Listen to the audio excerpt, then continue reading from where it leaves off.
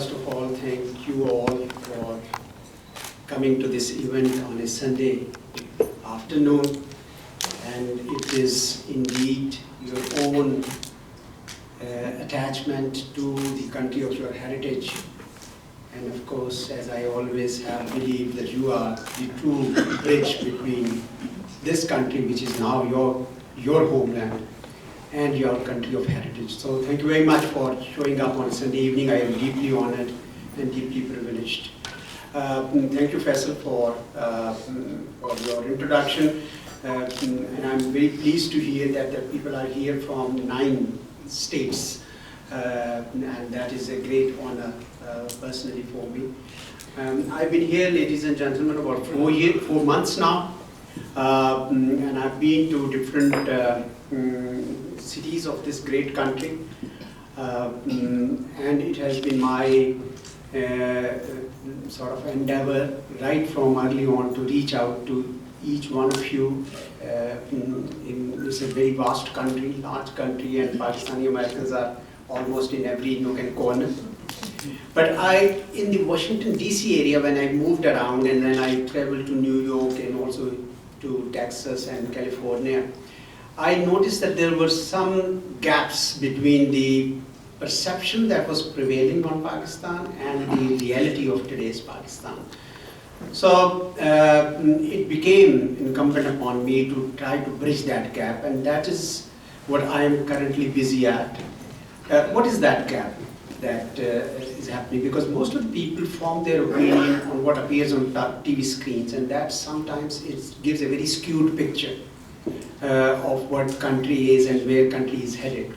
So I noticed that there was not much appreciation of the enormous strides we were able to make against the evil forces of terrorism in the last 2 years, 3 years. And it all started in 2013 when there was a need to build a consensus against terrorism. You remember there was a time when people would often say, whose war is it? Is it our war or is it an imposed war? And there were instances and people would go back into history, and you all know that how it all started, this whole concept of jihad when the Soviet Union invaded Afghanistan, and there were issues, and the whole Afghan jihad concept came up. And after 9/11, and before that, when the Soviets left and the Americans left, these people stayed back. And after 9/11, when Tora Bora was bombed heavily, they all moved to tribal areas, straddling between Pakistan and Afghanistan. And that's where it became sort of our problem. And when our government of the day joined the international coalition, we became a legitimate target. So every day, hardly a day passed when there was one installation or the other not attacked. So we were really going through a very, very difficult situation. But what happened in 2013, 2014 was that a series of political conferences took place, and a consensus was evolved that violence and terrorism under any cause and under any pretext is not acceptable. This is dehumanizing. And therefore, once that was the I think our armed forces moved into the tribal areas, and you saw within 2 years we were able to clear up the whole thing. Why is it that we made such a great success in such a short time? The narrative that the militants had built around Pakistan at that time, especially around the tribal areas, was that, look, Afghanistan was occupied by the Soviets, and we kicked them out, and now it's being occupied by Americans, and we'll kick them out. And that it is a holy duty, and therefore worthy of your support. So that was the narrative they were spreading. But it was a flawed narrative. It was a flawed narrative, and somebody had to expose it. It was flawed because when you kill innocent people on the marketplaces, in the schools, in the shops, in the streets, that's no holy duty. There's nothing holy about shedding innocent blood. And that's what actually happened in 2013, 2014. That we exposed the militants for what they actually were doing. And then once we were cleared in the tribal areas, and these tribal areas, mind you, were areas which had not seen a settled democratic governance for centuries. They were deliberately left as no man's land between the British India and the Russian Empire. Today, that entire area. In fact, when I was growing up, I remember it was called Azad Ilaka, Ghair Ilaka, or something like that. That we would go to buy smuggled cloth from there because no rules and no laws applied there. I'm sure many of you who are my age would remember that. But today, the entire territory has been secured. 95% of the people have gone back. They are stitching together their lives. Not only the government of Pakistan, and you'll be pleased to know that the United States government is also helping them build their schools, roads, hospitals, shops, and what have you. So I think, and there's a political package now being prepared so that they get the same governance that is available to the settled areas. And I think it is only a matter of time before these people will build a democratic governance which will never in the future allow any militants to come in and hold themselves in that place. And as a result, you can see the law and order situation has improved. I think, if I recall correctly, by 2014, right up to 2014, there were 150 terrorist incidents per month on the average in Pakistan. Today, you cannot count them on the fingers of a single hand. Now this is remarkable. I think we really are very pleased about it. And the recent report last week that came out of State Department said that the 27% decline in Pakistan in the terrorist incident in 2016 compared to the 9% world average, which means that in bringing that world average, it was Pakistan's major contribution of a drop of 27%. So we are very pleased about it. Now, this has also had now a salutary effect on the economic situation of the country. The economy is picking up. We had 4.7% growth rate. We are having 5.3%. Actually, World Bank and IMF had upgraded it. And fiscal deficits were being bridged. Stock market was booming, and there was a palpable optimism in the air. So that has attracted a lot of investors. What many people perhaps don't know, that it's not just China. Of course, China is leading in investing in Pakistan.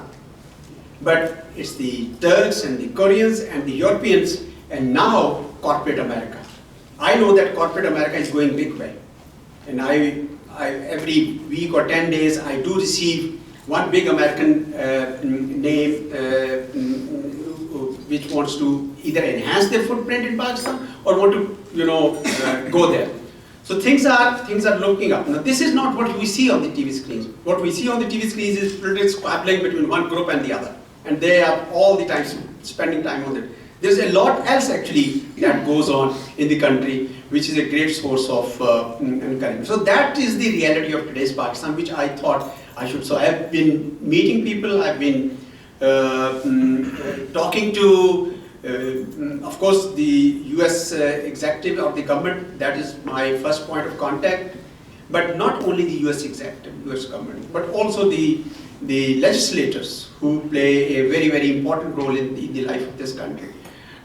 People on the Hill, but not only on the Hill, but also off the Hill. So I'll be meeting actually tomorrow 3 of the congressmen in this area, and I'm also meeting them, all the congressmen and the senators in their constituencies. I've traveled to as I indicated to you, from Massachusetts to California, and I'm meeting them there because they need to know the reality of today's Pakistan. And I was pleased that its 6-member delegation of the US Senate was in Pakistan about 10 days ago. Senator McCain had led that delegation. May Allah give him speedy recovery. He's not well these days. And we think that there should be more delegations going there to see for themselves what has actually happened on ground. And in all that, Pakistan and the United States actually work together. And that's something which is not that well appreciated, that Pakistan and the United States have worked together. In doing all that. We sometimes catch on and latch on to the bad news, but we sort of ignore the good news. So that has been my endeavor. So I have also reached out to academia. I've addressed many universities, from Harvard University up there to Rice University in Texas. I've also been interacting with the think tanks. Think tanks is a very unique commodity. mostly in Washington DC, but now it is catching up. I think all world is now producing a number of think tanks to influence the public opinion. So I've addressed them, I've met them. I think it is my onerous duty to tell them that Pakistan means well, that Pakistan means peace, that Pakistan means harmony, understanding, and that Pakistan means progress and prosperity. And that Pakistan wants to work with the United States, live with it, and we have worked together, and we should continue to do that. So that's the message I'm carrying to the nook, every nook of this country. Another point that I would like to make to you is that in all this messaging, apart from bringing them to up to speed with the reality of today's Pakistan, I'm also telling them that how important is the relationship of Pakistan with this great country. It's a great country. I'm honestly saying, as Faisal was telling you, this is my 4th stint in the SVI. I did my master's and I did my 2 postings. So in a way, it's my 4th time here. My children have grown up here. They really like it. My family likes it. It's a country of great, resilient people, great values that your founding fathers gave to you. You are really lucky because you are what those values, those founding fathers left you with. So in many ways, Pakistan and United States need to continue to work together. We have worked in 50s and 60s to counter at that time the communism threat. We worked in 80s when Afghanistan was under occupation, and then we worked in 2000s when we had the Al-Qaeda threat to us. So I think for long intervals, Pakistan and the United States have worked together. And this has benefited the whole world. It has benefited Pakistan and the United States. And whenever we did not work together, there have been periods. We have seen ups and downs. There have been periods when relations were not cordial. But we have seen that whenever we did not work together, we did not benefit. Both countries did not benefit. So the message that I came up with and am passing on is that these two countries are destined to remain connected. When I was leaving, my Prime Minister said to me that, look, tell the Americans that we have close relations with China, no doubt about it. We have very cordial ties and very close ties with China. But we want equally good ties and equally strong ties with the United States. That's how the world is. The world is no more divided into camps. The world is divided into issue-based coalitions. And we think that there are a number of areas in which United States and Pakistan need to continue to work together. Even if you take the Pakistan government on one side and US government on another side, the sheer momentum of contacts between the two peoples is enough to sustain this relationship. United States still is the largest destination of students from Pakistan. Thousands of Pakistani physicians are working here and contributing to development of this country. We have a youth pulse, so a number of youngsters are involved in the IT sector, collaboration with Pakistan. It is still the largest trading partner for Pakistan. And in the field of counterterrorism and defense, there is ongoing cooperation all the time. So from education to health to IT to commerce and trade to defense and counterterrorism, I think it's a truly multifaceted relationship. So that is the desire of the leadership of Pakistan to have and maintain and sustain and deepen this partnership that we have with the United States. So that's what I am actually mandated to do. But in that, relaying those messages, I need some tools. There's only so much that I can do on my own. And I believe that for Pakistan, the biggest resource is Pakistani American community. Why I say that is because the Pakistani American community has shown that they can contribute and each one of them can act as a true ambassador of Pakistan in this country and of United States in our country. This is your country, this is your home now, this is a home by choice, and that is a country of your heritage. And therefore you are the true representative. If you do well, your motherland will be happy. And if you are able to find different different facets of connectivity with our country, I think we'll all be much, much stronger. So the embassy and the consulates are here to serve you and of course to represent our country. But actually you are the true representatives of our country in my view. And in the way Pakistani American community has served this land, I am truly proud of that contribution. I think you are still continuing to do that. But one thing that really helps me is that you are also connected to your country of heritage. But there is some adjustments that in my view you need to make. And allow me to be very candid with you on that. I believe that this is your country now. This is your home now. This is the land from which you are deriving your livelihood. And therefore, for all practical purposes, America is your home.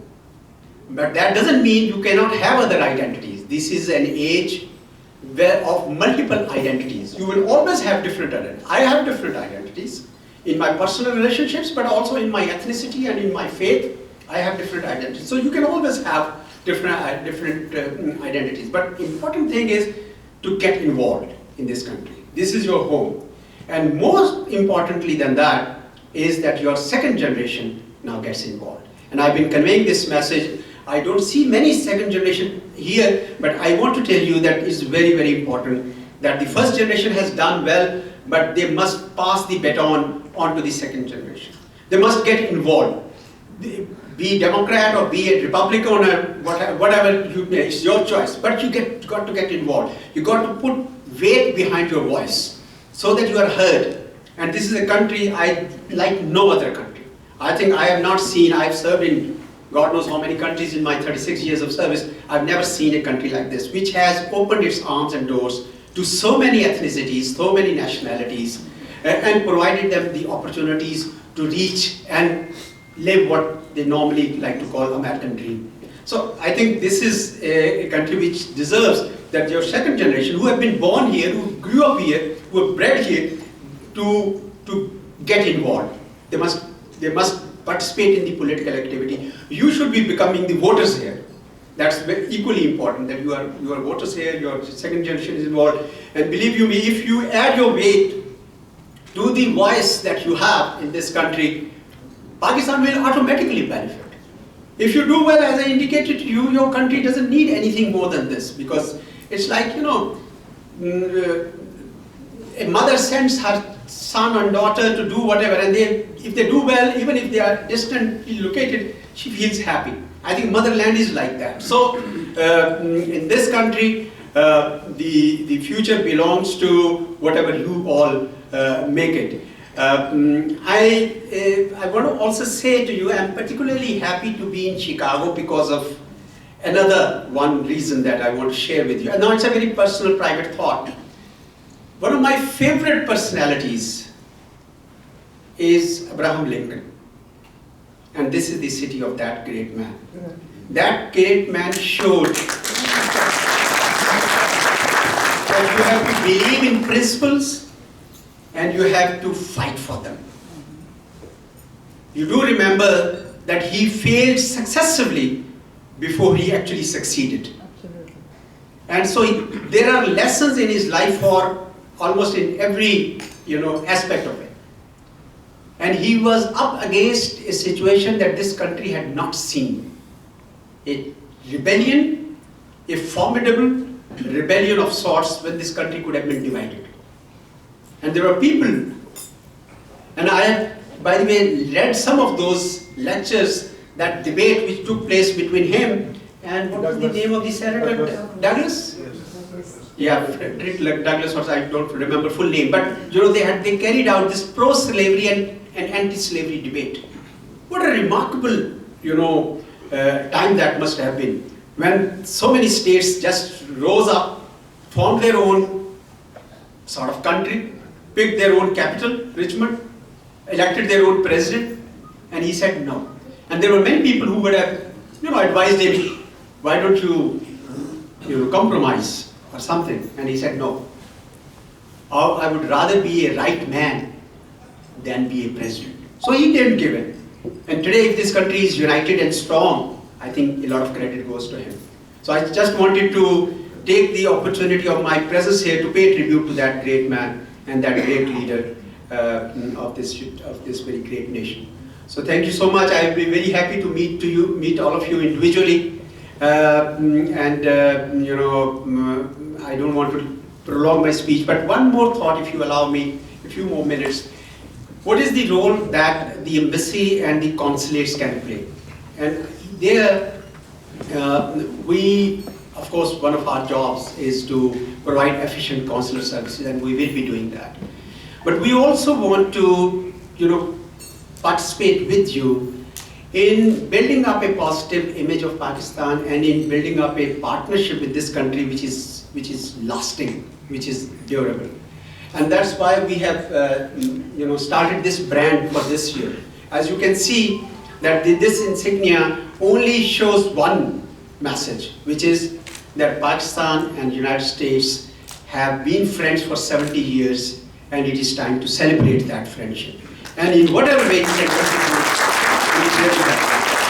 think we need to participate in that. Next month is the month of independence of Pakistan, but it is also the month of the establishment of diplomatic relations between Pakistan and this country. So there will be a number of events that we will be celebrating. Back in DC, of course, the embassy will be organizing a number of events. Consulate, I'm sure, will be organizing a number of events. But above all, the Pakistani-American community will be organizing. It's important to send a very powerful, strong message of friendship and solidarity to the people of the United States. It's very important for them. They must know that Pakistanis mean well, that Pakistanis mean peace, the Pakistanis mean friendship with this country. So join us in this endeavor, and together we will, inshallah, deepen this partnership between the two countries. Thank you very much. All right, I'm told that there might be a few questions. Any questions? Ambassador Khurramian from Iowa. Thank you, sir. What honor to have you, Ambassador. My question is, how do you see Pakistan-American relationships with this new Trump government, especially when we heard last week that there's going to be some stop on the aid. Our defense secretary announced in the Senate that they are going to put a stop on this quarter payment to Pakistan. Thank you. Well, I, as a matter of principle, do not make any comment on the personality of a president who has been elected by the people of Pakistan, people of the United States. We, the diplomats accredited to this country, are outsiders, your guests. We believe that we have to follow the diplomatic norms. So whoever is elected by the people of the United States and sent to White House, we deal with them with an open mind and open heart. And that's what we do. So we are very much engaged with the new administration, and we believe that we think that we need to tell them that many administrations have come and gone, and many governments have come and gone in Pakistan, and these two countries have marched together, and they need to work together. Now, as for your second question about the aid that you mentioned, it's not aid. There is a coalition support fund because there are a number of activities that Pakistan and the United States jointly worked out to do together to fight the forces of terrorism. And this was an expense that Pakistan had incurred, and it was a reimbursement that had to be made. But the reimbursements had to be made later on because the Congress had to give approval. Now, the United States has chosen, the Department of Defense, that they would like to withhold some of those reimbursements. We believe that it's their choice, but I think it's not an aid, it's a reimbursement. We also believe that the reason that is being cited and quoted, which is that Pakistan is probably supporting the Haqqani network, is also not, also needs to be, put into proper perspective. Pakistan has done a lot and will continue to do that. And we have shown results. We have shown results at a time and in a region which is still grappling with the forces of terrorism. It's actually Pakistan where we are defeating, and we have shown how to defeat the forces of terrorism. Tell me any other area where this has happened. It's in Pakistan that we have actually reversed the tide of terrorism. And that could not have happened if we were selective a terrorist is a terrorist. He has no faith, he has no race, he has no caste, he has no color, he has no creed. A terrorist is a terrorist. And therefore we want to make sure that no terrorist ever uses Pakistan's soil to commit terrorism, and that we will not allow any terrorist to remain on Pakistan's soil. Now that's the kind of we will work towards it. But remember, it's a 40 years baggage of the Afghan jihad. 40 years. These people have taken roots. They are, everywhere. They have built charities.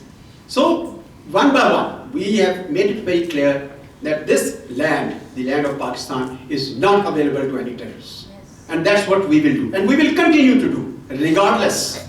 And I think we will win this war, and the world will see that we will win this war. Amen.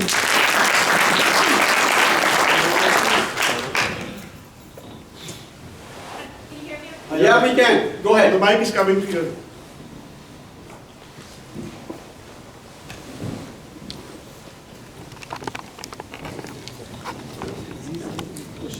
I just really wanted to know, when you sit down with, whether it's the executive branch or the legislative branch, when these meetings happen, whether they're private or whether the media covers it or not, how beneficial are they? Are they productive? Does one side make more compromise than the other? Is it just to show that two countries are really together and fighting things or against terrorism or whatever it may be? Or is it actually beneficial to Pakistan as well as the United States? Well, we sit with the executive branch here. Of course, there is a lot to talk about. I spend a lot of my time in White House and in the State Department.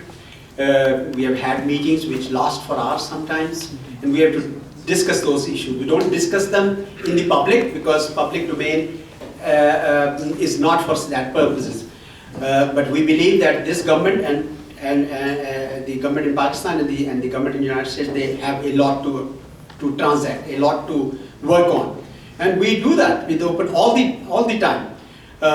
Sometimes the challenges are harder and difficult to tackle, but as long as the will exists, you will be able to do that. And that's what exists in Pakistan. In Pakistan, we are very clear.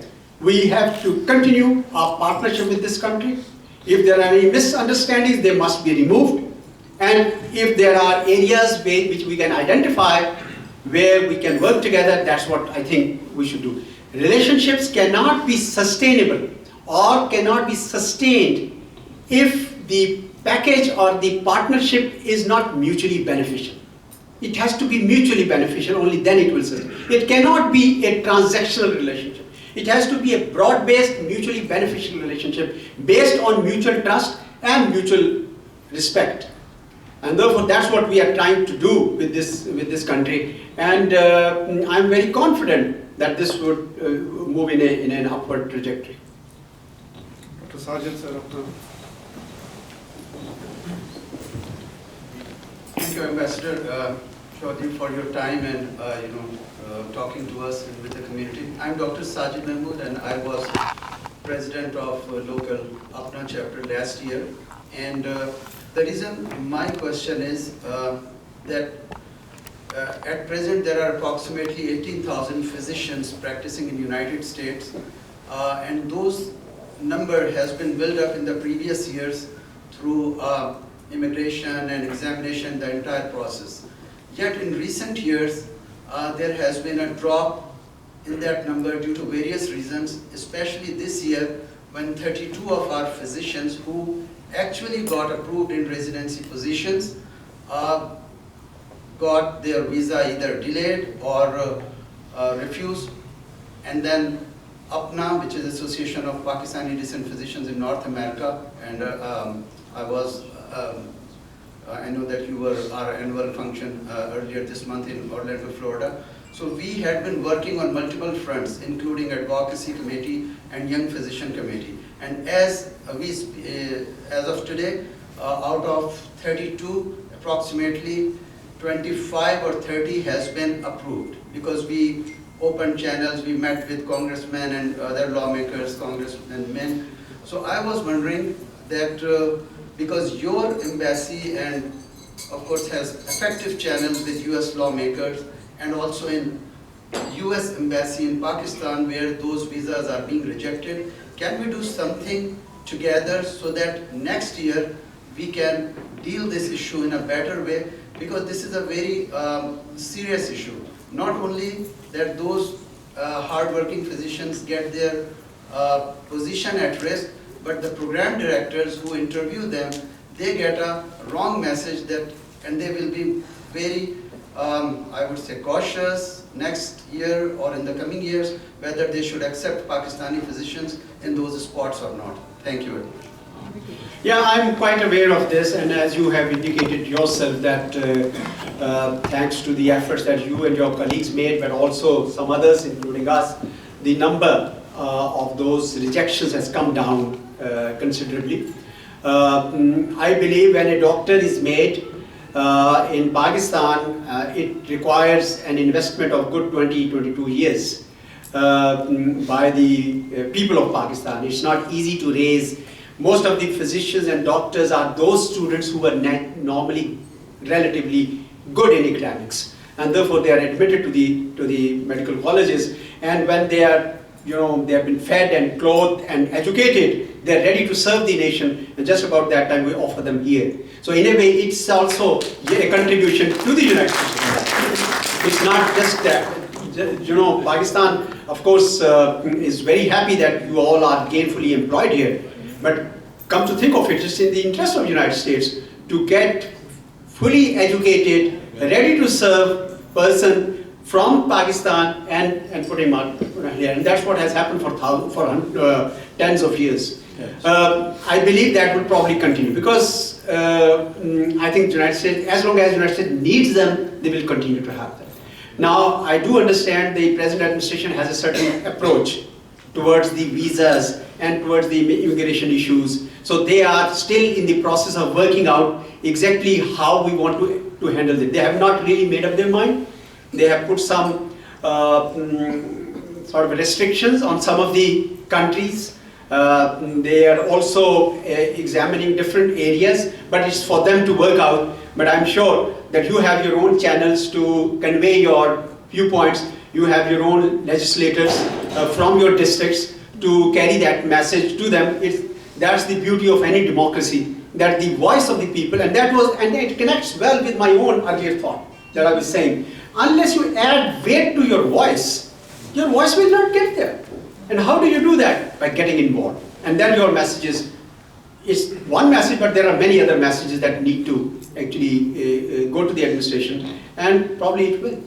Thank you.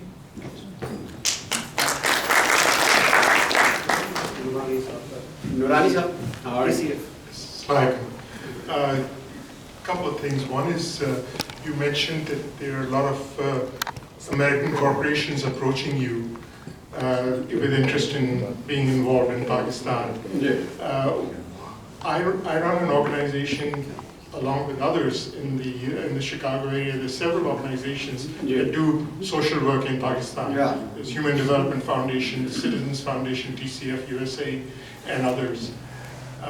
One of our sources of funding is corporations. Yeah. And so when we go someplace and they tell us, sorry, we do fund programs in India, but we don't fund programs in Pakistan. Mm-hmm. It would help us if, when one of these corporations is interested in going into Pakistan, you would, or your people would mention that you can show yourself as good corporate citizens by investing in the social sector in Pakistan. Yeah. The other thing I wanted to mention, and this was a piece of good news for you, you said that your goal was to make sure that these consulates over here provide excellent service to all of us. Yeah. This consulate in this city provides exceptional service.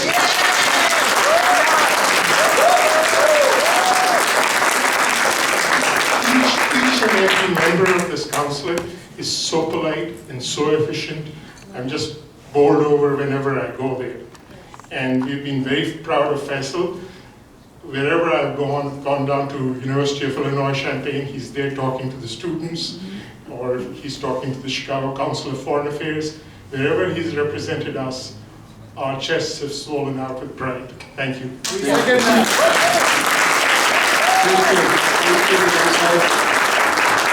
Thank you. Normally we reserve bulk of our talk on what's wrong and how bad the things are. But I'm glad that there are people who are also able to appreciate what is good. And that helps, that encourages us to continue and replicate the same experience elsewhere in the United States where we have consulates. It's like, your own child. Your own child may have some qualities and some shortcomings. So you don't focus all the time on shortcomings. Actually, you ignore them because you don't want to dispress him, you want to encourage him for what he's good. So I think we also work basically on the same principle, that the feedback is positive, and I'm glad that Faisal Tirmizi is doing the job that he is doing. I also want to commend you and the TCF and many, many other organizations which are working for charitable causes, not only in Pakistan, but here in this country. This is a country of great philanthropists, I would say, and elsewhere. I think that is something. In fact, it quickly reminds me of a quotation from Teddy Roosevelt, the not FDR but the environmentalist president, and he said that the biggest gift the nature can give to a man is an opportunity to work hard in a work worth doing. An opportunity to work hard in a work worth doing. And that's the gift of God. That doesn't mean that you need a medal or a certificate for what you are doing. As long as you make use of that opportunity and you think that the work is worth its while, your hard work is your reward.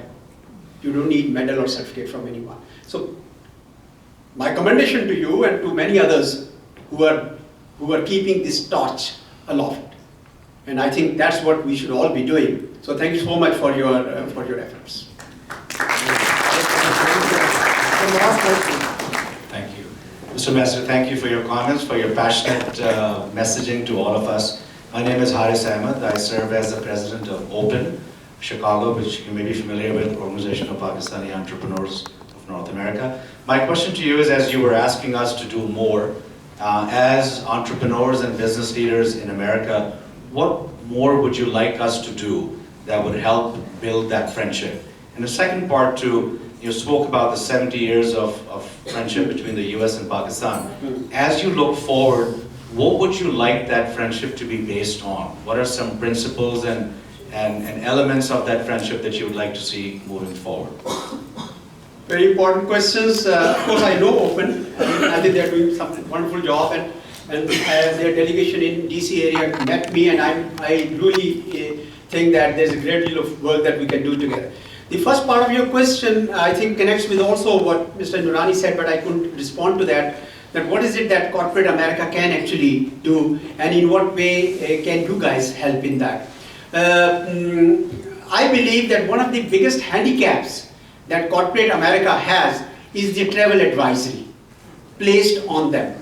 Now, I tell them that this travel advisory, one, needs to be updated to the reality, ground reality. And second, it is a handicap on American investors, because the Chinese investors don't face that. The Turks and Europeans and nobody else faces that. So it's a handicap against you because it increases your insurance costs, it increases your travel costs, it increases your business costs. Therefore, I think it is important, and wherever I sit in the business circles, US-Pakistan Business Council, I have addressed the Product Exchange, I have addressed Pakistan Association of Businessmen, and I keep telling them, and I would say relay the same message, that when you talk to the US executive, please do tell them that the situation in Pakistan is changing and therefore we need. I give you an example. I was at the Exxon Mobil headquarters at their invitation, and I was there for, they want to build a LNG plant and they want to do a big business there. And they were telling me that their person had to be stationed in Dubai who paid 100 trips in 1 year.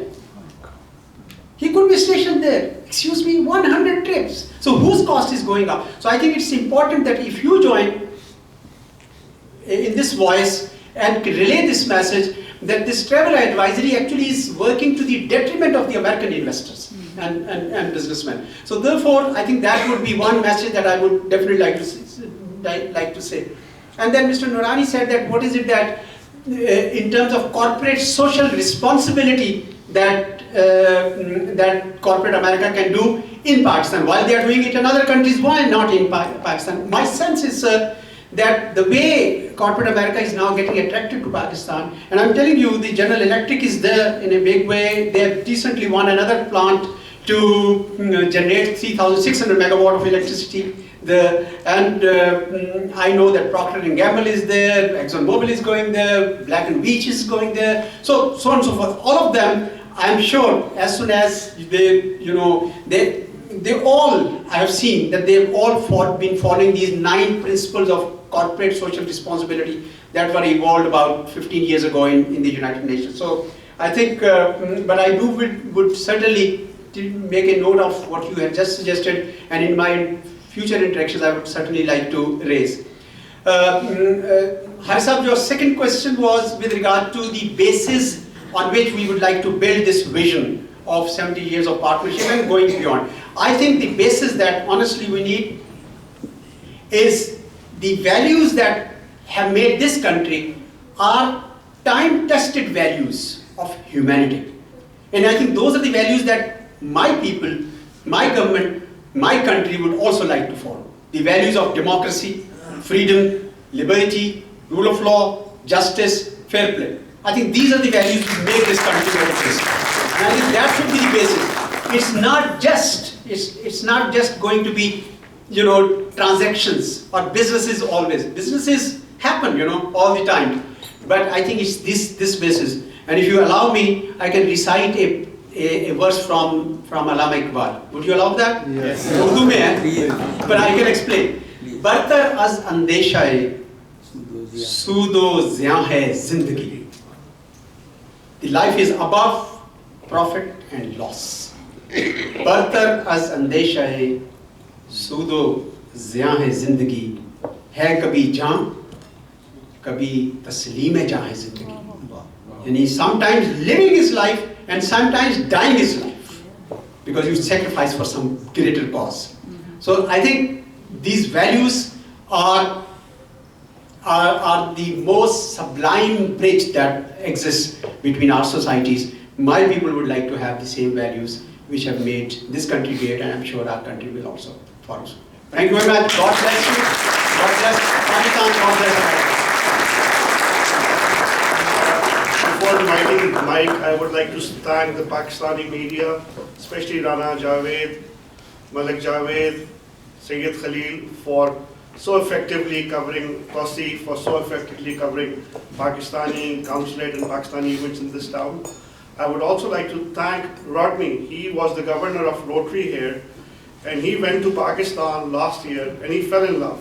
So next time he's planning to take a bigger dedication to Pakistan. And the CEO of Ingredion, we arranged a meeting with the Prime Minister. Last year, Ingredion, which is a Chicago-based company, made a profit of $236 million. So that's the potential of the market.